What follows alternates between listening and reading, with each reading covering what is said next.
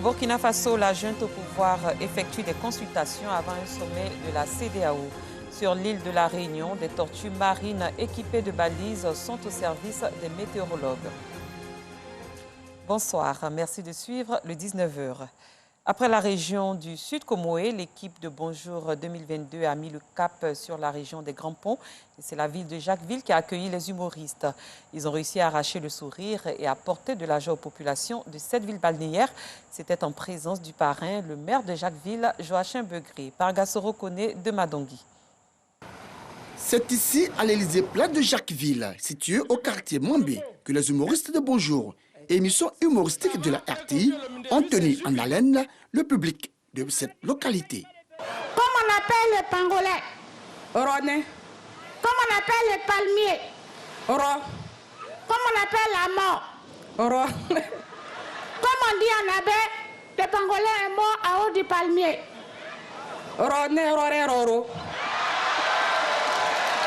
Monsieur le maître, la vie abbé comme abbé est non. Je voudrais donc, au nom du DG de la RTI, vous saluer et vous remercier pour votre présence. Cela montre l'attachement, l'amour que vous avez pour la RTI. Bonjour 2022 à Jacquesville, c'est extraordinaire. C'est un don du maire Begré Joachim à la population de sa commune. Il a fait fort. Que Dieu vous garde. Le parrain, le maire Begré Joachim, profitant de l'occasion, n'a pas manqué d'exprimer sa gratitude aux autorités administratives, à la chefferie, aux élus et cadres, mais aussi à la population de Jacquesville, avant de féliciter les humoristes pour la qualité de leurs prestations. Nous souhaitons qu'à travers Bonjour, Jacquesville vive dans la gaieté, dans la paix, et que le long de l'année 2022, Jacquesville soit en joie, pour que chacun puisse s'épanouir, pour donner le meilleur de lui-même. Heureux, le public a souhaité le retour de Bonjour à Jacquesville l'année prochaine. Nous venons de Dabou, sous invitation du maire de Jacquesville. Vraiment, la fête a été belle. Et nous souhaitons que l'année prochaine, nous soyons toujours en bonne santé pour revivre ces instants que nous avons passés à Jacquesville. Tous ces humoristes, on les voit à la télévision, on ne les a jamais vus de près. Et pour la première fois, le maire nous fait un grand cadeau. Donc nous sommes tellement contents. Et on souhaite que ça revienne une autre année.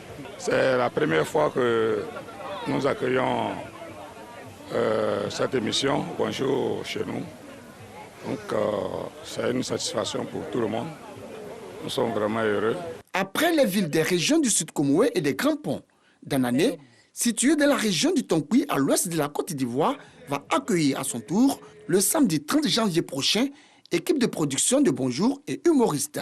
Jula, là a fait des fossiles. On est parti faire mariage. On est arrivé à Nado. À l'arrêt du bus, il n'y a même pas un gars. Il n'y a même pas de chaise. Un coup, je vois homme. Déjà, c'est fossile de Awala. Au Burkina Faso, la junte militaire qui dirige le pays depuis 3 jours a poursuivi ce jeudi ses consultations à la veille d'un sommet des États ouest-africains qui pourrait décider de la sanctionner. Une vingtaine de syndicalistes se sont présentés ce mercredi 27 janvier au siège de la présidence à Ouagadougou pour y rencontrer les militaires. La veille, le nouvel homme fort du Burkina Faso, Paul-Henri Sandaogo Damiba, avait rencontré les ministres du gouvernement dissous. Le Danemark a annoncé ce jeudi le rapatriement de sa centaine de soldats déployés au Mali, comme le demandait avec insistance la junte malienne. Un nouveau coup dur pour la force européenne anti-djihadiste commandée par la France. Si un calendrier précis ne peut être établi à ce stade, l'armée danoise juge dans un communiqué qu'il faudra plusieurs semaines pour ramener hommes et matériel au Danemark. Le dialogue national inclusif au Tchad en vue de tenir des élections est promis par la junte militaire qui a pris le pouvoir en 2021 à la mort d'Idriss Déby Itno, est repoussé du 15 février au 10 mai 2022, annonce faite ce jeudi par la présidence. À Saint-Leu, sur l'île de la Réunion, des tortues migratrices équipées de balises sont relâchées dans l'océan Indien. Elles vont transmettre des données scientifiques précieuses pour mieux comprendre l'évolution des tempêtes tropicales et des cyclones. Le projet STORM est né d'une collaboration entre le Centre d'études des tortues marines Kelonia et les chercheurs du laboratoire de l'atmosphère et des cyclones. Rosemonde Kini pour le texte. Ces tortues marines sont équipées de balises Argos. Elles transmettront en temps réel des données scientifiques lors de leur migration en plein cœur de l'océan Indien. Ces tortues potentiellement vont partir au nord vers les côtes d'Oman. Donc aujourd'hui on pose 2 types de balises. Donc ces balises elles ne récoltent que la température en mer. Et puis sur la plus grosse des tortues, on va mettre une balise un petit peu différente qui va enregistrer non seulement la température, mais également la salinité. Donc il y a des mesures de conductivité.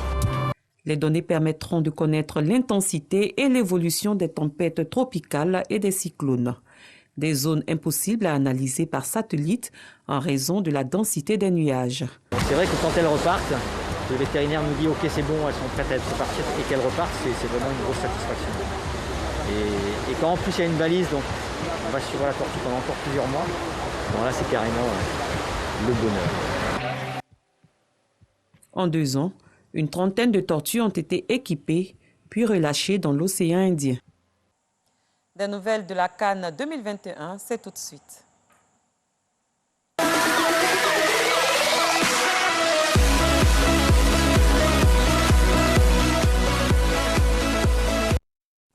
Bonsoir Gamblé, merci de nous avoir rejoints. Les éléphants de Côte d'Ivoire ne verront pas les quarts de finale de la CAN 2021 au Cameroun. Ils se sont arrêtés malheureusement hier en 8e de finale après avoir été battus par l'Égypte. Alors alléchante, Maïs, sur papier, cette on va dire, confrontation qui était la plus attendue des 8e de finale a malheureusement accouché d'une souris 0-0 au terme donc, des 120 minutes. On a recours donc on va dire à la séance fatigue des tirs au but. Éric Bertrand Bailly est le seul donc à manquer son penalty. On peut donc le voir à l'écran en ce moment. Éric Bailly est le seul à manquer son penalty. Mais il faut dire que dans le 11 des départs ivoiriens, il n'y a eu qu'un seul changement. Kosono Dillon qui a cédé donc sa place à Éric Bailly. À part donc on va dire ce changement-là, le sélectionneur avait aligné donc son 11 type, comme on l'a vu face à l'Algérie. Ça n'a pas marché au tir au but. Vous avez raison, Maï, le parcours des éléphants s'arrête donc au niveau des 8e de finale. Une grosse déception encore pour cette équipe qui a été éliminée au cours de la seconde phase de qualification pour la Coupe du Monde. C'est une autre déception. Mais je pense qu'on va se concentrer maintenant sur l'avenir. Et l'avenir, c'est la Coupe d'Afrique des Nations qu'on reçoit donc dans 15 mois, c'est-à-dire du 23 juin au 23 juillet, ici en Côte d'Ivoire. De toutes les façons, ils n'ont pas démérité, hein? Quand est-ce que nous pourrons accueillir nos pachydermes? Déjà, certains sont rentrés depuis hier. Certains sont rentrés. Ceux qui évoluent dans le championnat ivoirien, c'est-à-dire Konaté, Karim de la Sec, Moussa, Sissé, Abdul Karim, eux, sont en route également pour Abidjan. Donc, on les a libérés. Et chacun rentrera donc dans son club. Et puis, je pense que le prochain rendez-vous, c'est dans 2 mois. On joue un match amical face à l'Angleterre. Cette élimination de la sélection nationale est une grosse déception tant pour l'encadrement technique que pour les joueurs. C'est clair, quand on a, on va dire, un effectif aussi riche et quand on tombe en 8e de finale, c'est forcément une déception. Surtout que l'équipe a montré de très très bonnes choses en phase des poules. On a quand même terminé avec le meilleur total en termes de buts inscrits, une moyenne de 2 buts inscrits par match, juste après le Cameroun. Malheureusement, cette confrontation face à l'Égypte, qui est toujours notre bête noire, puisque c'est le 8e réveil en 11 confrontations en Coupe d'Afrique des Nations. Malheureusement, nous sommes tombés, on n'a pas pu donc inscrire le moins de buts. Mais on finit avec des certitudes. L'équipe de Côte d'Ivoire n'a jamais été menée dans cette compétition. Et donc, on va dire qu'il y a des acquis qu'il faudra consolider pour l'avenir. Et pourquoi une équipe telle que la Guinée équatoriale a pu percer le mystère des pharaons et pas la Côte d'Ivoire qui avait pourtant battu la Guinée équatoriale à l'entame de cette compétition? Oui, ça peut arriver si 120 minutes. Vous savez, l'Égypte a commencé tout doucement. C'est vrai qu'ils ont eu beaucoup de difficultés au début, mais progressivement, ils se sont adaptés. On va dire qu'ils ont sorti un match plus ou moins abouti hier par rapport donc, au match précédent. Donc, félicitations à cette équipe d'Égypte. Les Ivoiriens n'ont pas démérité, on n'a pas été battus. C'est la séance des tirs au but. C'est une séance, on va dire, qui peut nous sourire ou pas. En 2019, on avait été éliminé en quart de finale par l'Algérie au tir au but. Cette fois-ci encore au tir au but. Je pense qu'on a simplement manqué de chance. Gamblé, le parcours des éléphants de Côte d'Ivoire tout au long de cette CAN nous est proposé ce soir, n'est-ce pas? Absolument, hein, nous est proposé donc ce soir. Alors, on va dire, après cette élimination, joueurs et entraîneurs, si vous le voulez bien, sont logiquement dessus. On les écoute donc au micro de Salif Ouattara et Odalébé, nos envoyés spéciaux au Cameroun. On avait prévu aller un peu loin, mais bon, ça n'a pas été le cas et voilà. Mais nous sommes des footballeurs professionnels, on va essayer de se relancer avec d'autres matchs. Mais sinon, voilà, grosse déception. C'est toujours un message de soutien. C'est dans les moments difficiles qu'on a vraiment besoin de notre peuple avec nous. Donc vraiment nous soutenir encore, parce que c'est pas facile. On a essayé de tout donner et bon, malheureusement ça n'a pas marché. Si vraiment on peut avoir encore le soutien, vraiment ça va être quelque chose de bien. Aujourd'hui nous sommes déçus après avoir sorti un gros match. Ouais, nous perdons au tir au but, mais on a beaucoup appris durant ce match. On va s'en servir pour se préparer pour la CAN à la maison. Malgré cette élimination, on a vraiment senti tout le soutien du pays. Après, c'est vrai que c'est le football, on perd au pénalty, c'est de la loterie. Et félicitations à l'Égypte. On est déçus, on va rentrer, se reposer et maintenant se concentrer sur les clubs. Et ensuite, on va encore préparer cette CAN qui arrive chez nous et on va tenter de faire mieux. On n'a pas réussi à briser le mythe. Je ne suis pas du tout découragé, je suis déçu parce qu'on y met tellement de cœur.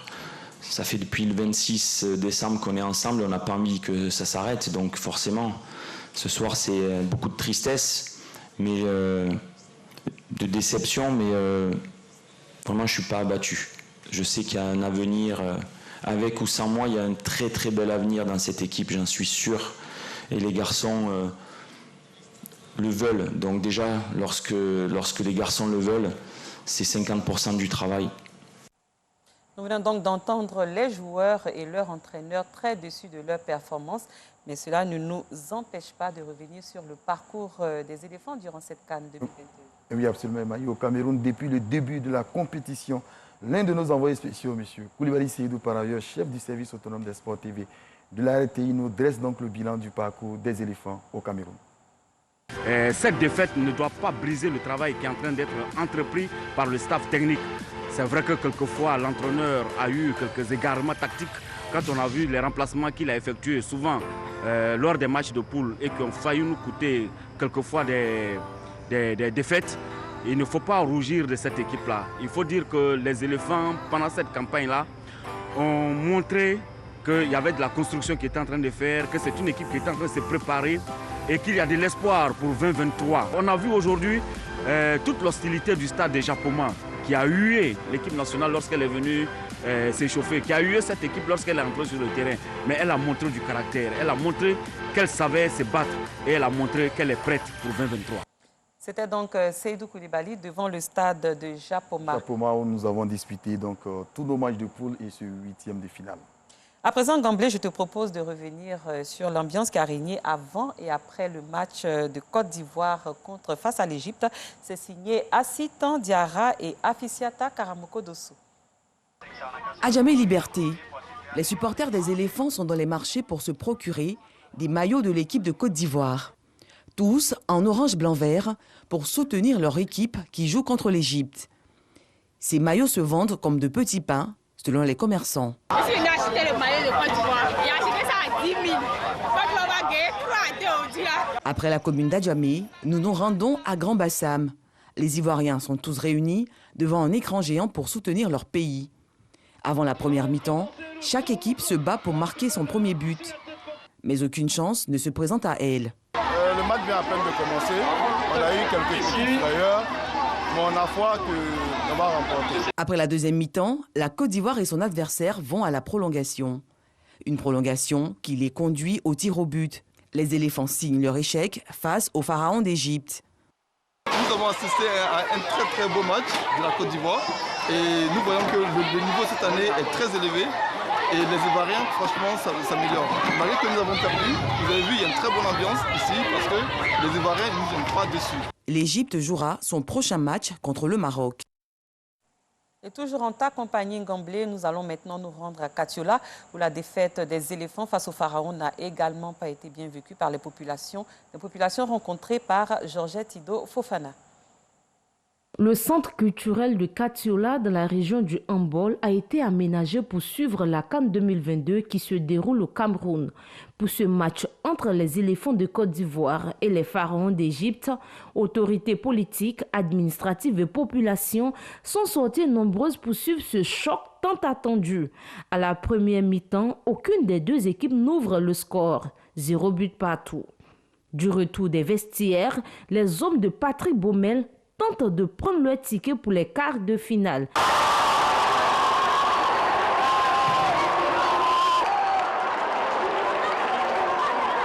À l'issue des 90 minutes de jeu sans victoire, les deux équipes s'affrontent encore en prolongation pendant 30 minutes.